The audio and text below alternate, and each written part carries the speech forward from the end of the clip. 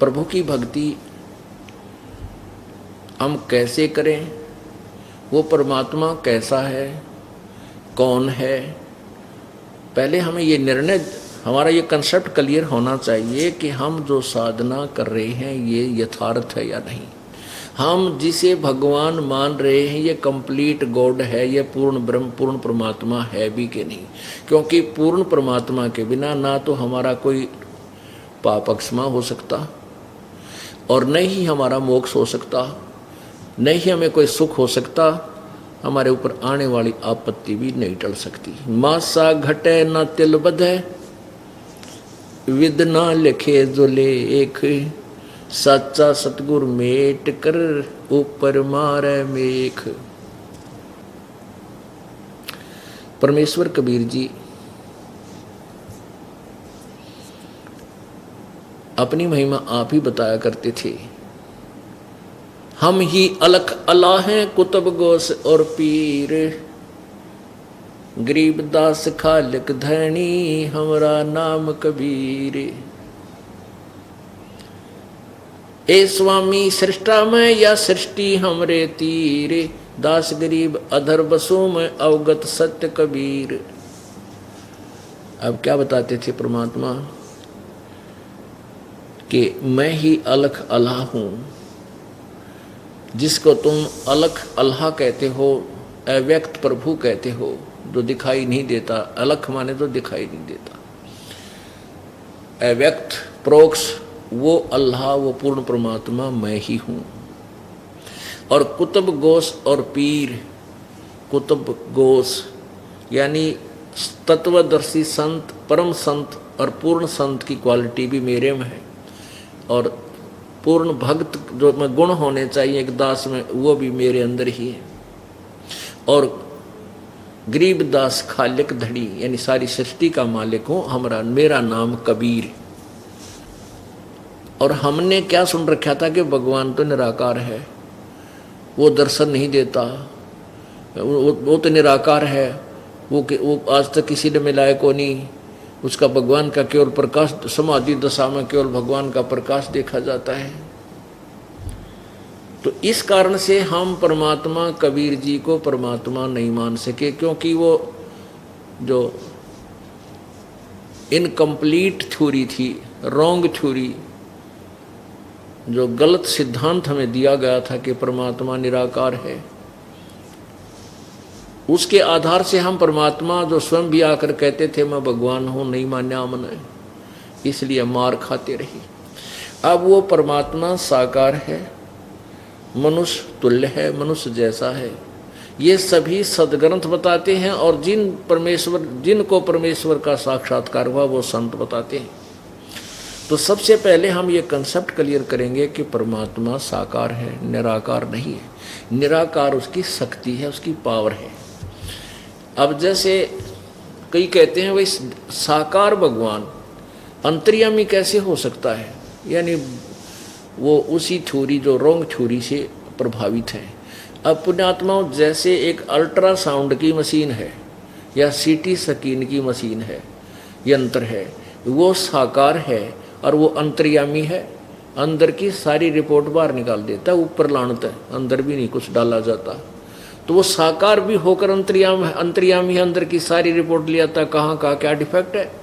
तो उस परमेश्वर ने क्या दिक्कत होगी, साकार होकर हमारे अंदर की ना जान सकता। उसके दिए हुए मटेरियल से हमने ये जो ना खोज करके ऐसे यंत्र बना लिए, वो तो खुद मालिक है जिसने ये सब मटेरियल दिया है। परमात्मा मनुष्य जैसा है, इस कंसेप्ट को बार बार आपके समक्ष प्रस्तुत किया जाएगा, तभी आपके हृदय में यो ज्ञान समाएगा। क्योंकि प्रत्येक सत्संग में श्रोता बदलते रहते हैं, और जो लगातार आ रहे हैं उनको ज्ञान यज्ञ का लाभ। क्योंकि परमात्मा की चर्चा जितनी भी कान्ना में पढ़े उतनी कम होती है, और ते 100 बार पढ़े। जैसे हम सुबह खाना खाया, श्याम न रुचि बनी तो हम स्वस्थ हैं।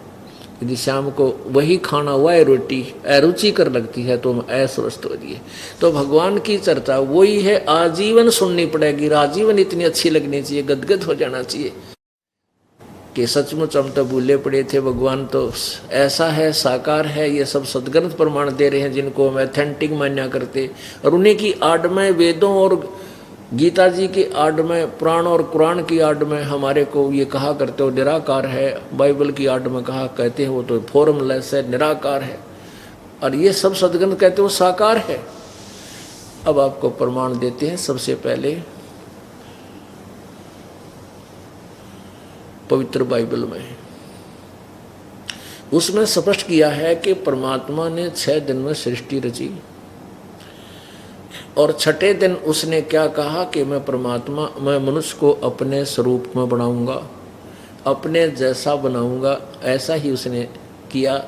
परमात्मा ने मनुष्य को अपने ही स्वरूप के अनुसार बनाया। तो फिर निराकार की तरह गया वो फॉर्मलेस कैसे हुआ? वो तो साकार हुआ, मनुष्य तुल्य हुआ। यही हमारे पवित्र वेद बताते हैं, यही पवित्र पुराण बताती है, पवित्र कुरान बताती है, ये पवित्र बाइबल बताता है ये, और यही पवित्र गुरु ग्रंथ साहिब बताता है कि धानक रूप रहा करतार। ये देखिएगा पवित्र बाइबल संपूर्ण जीवन अध्ययन बाइबल, ये कहाँ से प्रकाशित है? ये देखिएगा पवित्र बाइबल संपूर्ण जीवन अध्ययन बाइबल,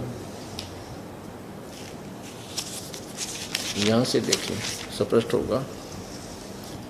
पवित्र बाइबल संपूर्ण जीवन अध्ययन बाइबल, संबंध संपादक डेविड स्टुअर्ट, अंग्रेजी प्रधान संपादक Donald C Stamps MA MDV, संयुक्त संपादक जे वेस्ले और आदम्स PhD, संपादकीय समिति ऐसे सारा बता रखे हैं। तो ये कहाँ से है?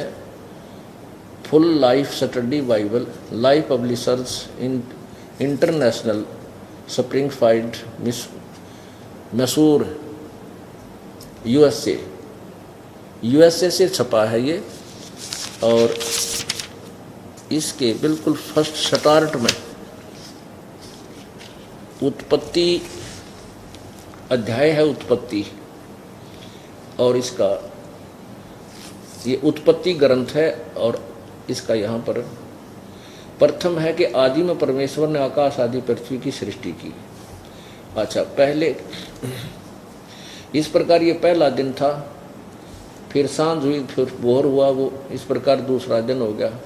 तो परमेश्वर ने एक अंतर बनाकर उसके नीचे के जल और उसके ऊपर के जल को अलग अलग कर किया, और वैसा ही हो गया।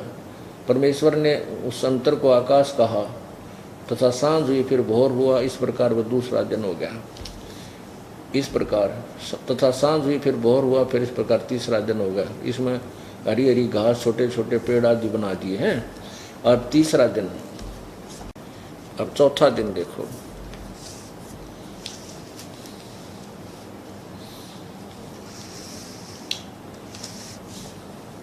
तो सांझ हुई, फिर भोर हुआ, इस पर चौथा दिन हो गया। फिर ये पांचवा दिन, सांझ हुई, फिर भोर हुआ, फिर इस प्रकार पांचवा दिन हो गया। यानी 6 दिन में सृष्टि रची। हम अपने उस वहाँ पर पहुँचते हैं छठे दिन में, ये पांचवा दिन हो गया। अब छठे दिन यहाँ हुआ प्रारंभ। यहाँ 26 देखते हैं कि फिर परमेश्वर ने कहा कि हम मनुष्य को अपने स्वरूप के अनुसार अपनी समानता में बनाएं, और वे समुद्र की मछलियों और आकाश के पक्षियों और घरेलू पशुओं और सारी पृथ्वी पर और सब रेंगने वाले जंतुओं पर जो पृथ्वी पर रेंगते हैं अधिकार रखे, यानी उनसे समझदार हो, कंट्रोलर हो उनका। तब परमेश्वर ने मनुष्य को अपने स्वरूप के अनुसार उत्पन्न किया। फिर अपने स्वरूप के अनुसार परमेश्वर ने उसको उत्पन्न किया, नर और नारी करके उसने मनुष्य की सृष्टि की। ओहो, अब पवित्र बाइबल स्पष्ट कर रहा है कि परमात्मा ने मनुष्य को अपने जैसा बनाया। तो भगवान कैसा? साकार और मनुष्य तुल्य। अब आगे देखो, नर नारी करके उसके मनुष्यों की सृष्टि, यानी नर नारी का स्वरूप बना। तो भगवान भी नर नारी जैसा ही है। और परमेश्वर ने उनको आशीष दिया और उनसे कहा कि फूलो और फलो और पृथ्वी में भर जाओ और उसको अपने वश में कर लो और समुद्र की मछलियों तथा आकाश के पक्षियों और पृथ्वी पर रेंगने वाले सब जंतुओं पर अधिकार रखो। इनको खाना नहीं, मतलब कंट्रोलर हो इनका। फिर परमेश्वर ने कहा कि सुनो, जितने बीज वाले छोटे छोटे पेड़ सारी पृथ्वी के ऊपर हैं और जितने वृक्षों में बीज वाले फल होते हैं, वे सब मैंने तुमको दिए हैं, वे तुम्हारे भोजन के लिए। ये 6 दिन में सृष्टि रची भगवान ने, 7वें दिन तख्त पर जा बैठा। अब इसने किसी भी प्राणी को, मनुष्य को मांस आहार करने का आदेश नहीं दिया। इसमें स्पष्ट किया कि छोटे छोटे बीज वाले पौधे, पेड़ जो सारी पृथ्वी के ऊपर हैं, सुनो, छोटे छोटे बीज वाले छोटे छोटे पेड़ सारी पृथ्वी के ऊपर, और जितने वृक्षों में बीज वाले फल होते हैं, ये तुम्हारे खाने के लिए हमने दिए। मांस के लिए कहीं पर भी परमात्मा ने मांस आहार के लिए संकेत नहीं दिया। इसलिए जो मांस खाते हैं वो परमात्मा के दोषी हैं। आगे देखो, 29 आपने पढ़ा, अब 30।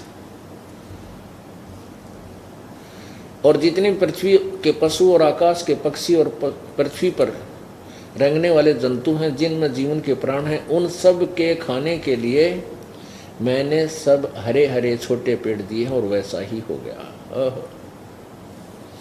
यानी किसी भी जीव जंतु को भी मांस आहार का आदेश नहीं है, यानी शेर आदि को भी मांस खाने का आदेश प्रभु का नहीं है। इस बाद में बिजली पड़ी, पहले तो सब शाकाहारी थे। तब परमेश्वर ने जो कुछ बनाया था उसको देखा, तो क्या देखा कि बहुत ही अच्छा है। तो सांझ हुई, फिर भोर हुआ, इस प्रकार ये 6वां दिन हो गया। यूँ आकाश और पृथ्वी और उसकी सारी सेना का बनाना समाप्त हो गया। फिर परमेश्वर ने अपने काम जिसे वह करता था 7वें दिन समाप्त किया, और उसने अपने किए हुए सारे काम को 7वें दिन विश्राम किया। अपने सारे काम से 7वें दिन विश्राम किया, और परमेश्वर ने 7वें दिन को आशीष दी कि पवित्र ठहराया, क्योंकि वह उसने सृष्टि की रचना के अपने सारे काम को विश्राम लिया। अब इससे क्या सिद्ध हो गया कि परमात्मा साकार है, मनुष्य तुल्य है, और 6 दिन में सृष्टि रचकर यही भगवान तख्त पर जा बैठा, विश्राम किया। अब इसी का समर्थन पवित्र कुरान शरीफ दे रही है। ये देखिएगा, पवित्र कुरान शरीफ, इसके विषय में लिखा है कि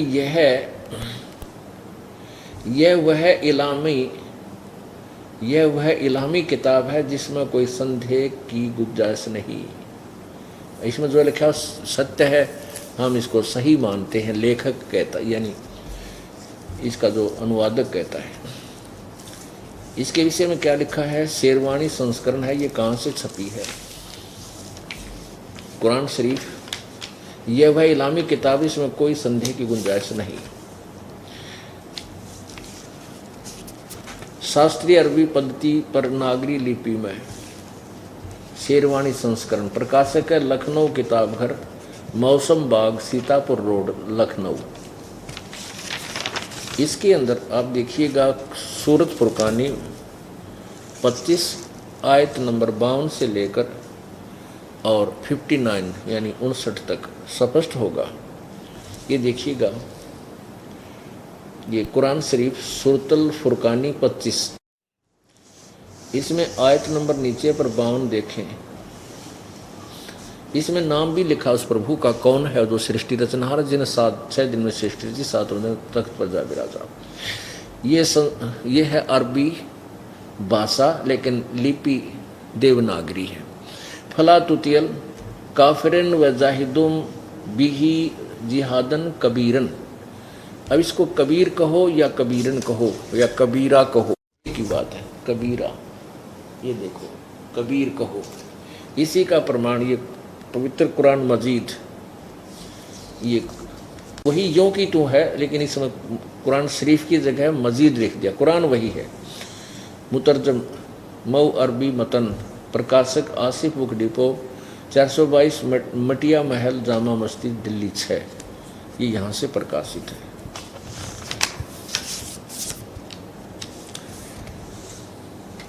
कुरान मजीद हिंदी मुतरजम म अरबी मतन, तर्जुमा मौलाना फ़तेह मोहम्मद खान साहिब जालंधरी, मौलाना अब्दुल मजीद सरवर साहिब, प्रकाशक Farid book depot private limited, नई दिल्ली, इतना। अब इसमें भी ऐसा ही लिखा है, इसमें थोड़ा सा कंसेप्ट अधिक क्लियर कर दिया है, ये देखिएगा। यही सूरतुल फुरकानी 25 कुरान मजीद, ये 52 नंबर आयत है। क्योंकि तो इसमें कबीरा शब्द लिखा है, वही फला तुतियल काफिरन न व जाहिदम बिही जिहादन कबीरा। अब कबीरा कहो, कबीरन कहो, कबीर कहो। अब हम फिर उसी पर आते हैं, कुरान शरीफ से ही हम आगे आपको दिखाएंगे। ये कुरान शरीफ फिर लीजिए,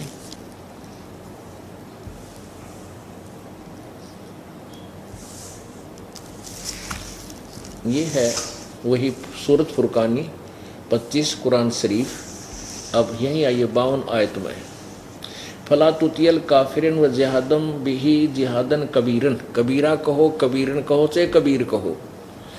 अब इसका हिंदी अनुवाद इन्होंने यहाँ किया है, खुद ही किया है। 51 समाप्ति 52वीं समाप्त प्रारंभ होती है, तो ए पैगंबर, इसका अर्थ है ये, फला तुतियल काफिरन व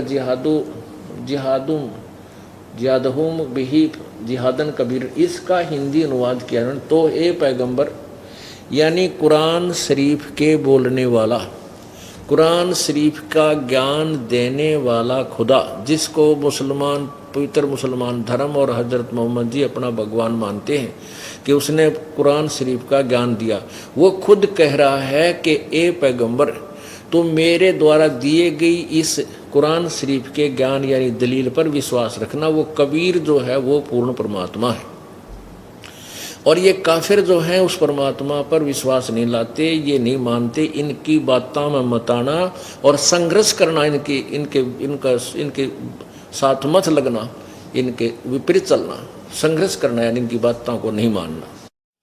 ये कहते हैं कि ये कबीर अल्लाह नहीं है। ये देख, तो ए पैगंबर, तू काफिरों का कहा न मानना, और इस कुरान की दलीलों से उनका सामना, इन्होंने कबीर का अर्थ बड़ा कर दिया, उनका सामना बड़े जोर से करो। और दास ये कह रहा है कि इसका अर्थ ये बनता है कि कुरान शरीफ बोलने वाला खुदा अल्लाह, अर्थात ये ब्रह्म, हजरत मोहम्मद से कह रहा है कि मैं तुझे जो ज्ञान बता रहा हूँ कबीर अल्लाह के विषय में, अल्लाह अकबर के विषय में, वो पूर्ण परमात्मा है।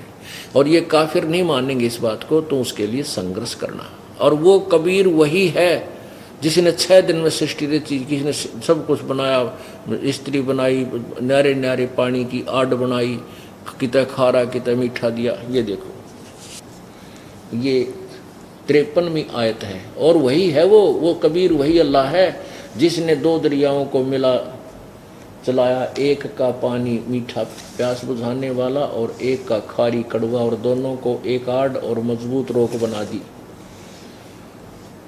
चम्मन में लिखा कि वही है जिसने पानी की बूंद से आदमी को पैदा किया, फिर उसको साहिब नसब यानी किसी का बेटा या बेटी, और ससुराल वाला यानी किसी का दामाद बहू बनाया। और तुम्हारा परवरदिगार हर चीज के करने में शक्तिमान है, सर्वशक्तिमान है।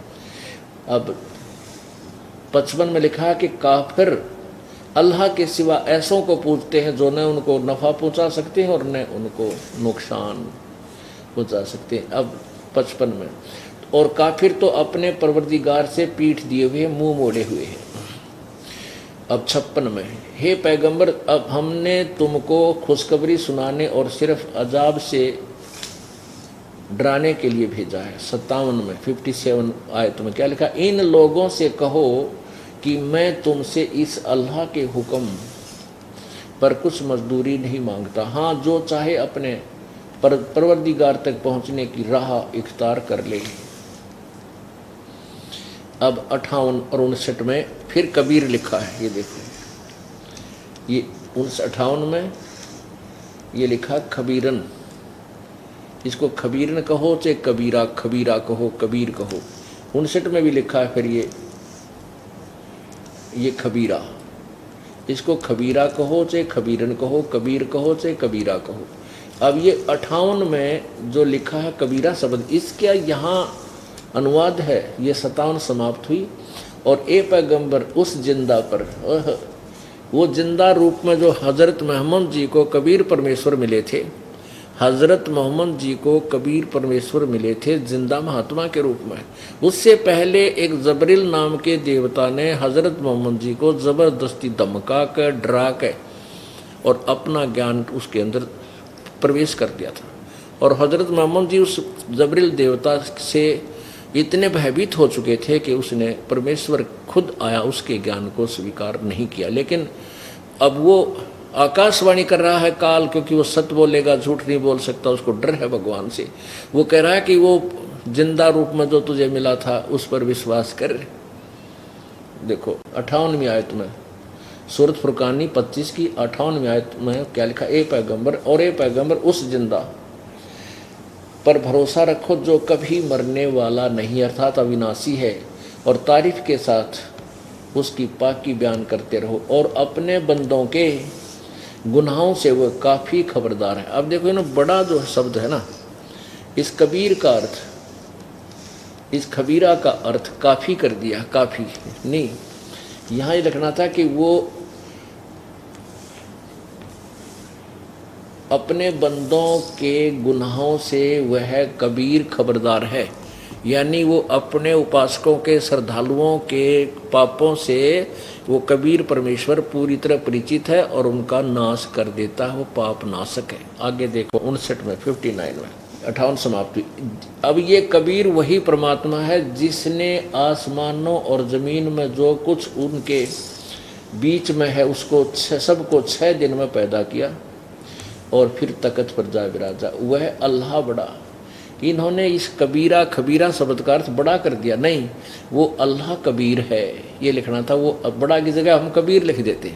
वो अल्लाह कबीर है, वो अल्लाह अकबर है, वो अल्लाह कबीर है। और रहमान है, तो उस रहमान माने दयालु है, तो उसकी खबर, उस कबीर नामक पूर्ण परमात्मा की जानकारी किसी बाखबर अर्थात तत्वदर्शी संत इल्म वाले से पूछ देखो। पुण्यात्माओं, ये सदग्रंथ इतने स्पष्ट ज्ञान दे रहे हैं, लेकिन न तो हिंदू, पवित्र हिंदू धर्म के अनुयायी अपने सदग्रंथों से परिचित, न ही पवित्र मुसलमान धर्म के अनुयायी अपनी पवित्र कुरान शरीफ से परिचित, ये हमें क्या संदेश दे रही है, और न ही पवित्र ईसाई धर्म के अनुयायी अपने पवित्र बाइबल से परिचित कि वो हमें क्या ज्ञान दे रहे हैं। अब इन दोनों सदग्रंथों ने रल मिलकर स्पष्ट कर दिया कि परमात्मा साकार है, मनुष्य सदृश्य है, उसका नाम कबीर है, वो शरीर है, और उसी ने 6 दिन में सृष्टि रची, 7वें दिन, यानी वो सर्व सृष्टि रचनहार भी वो कबीर परमात्मा है, साकार है, मनुष्य सदृश्य है, और ऊपर तख्त पर विराजमान है।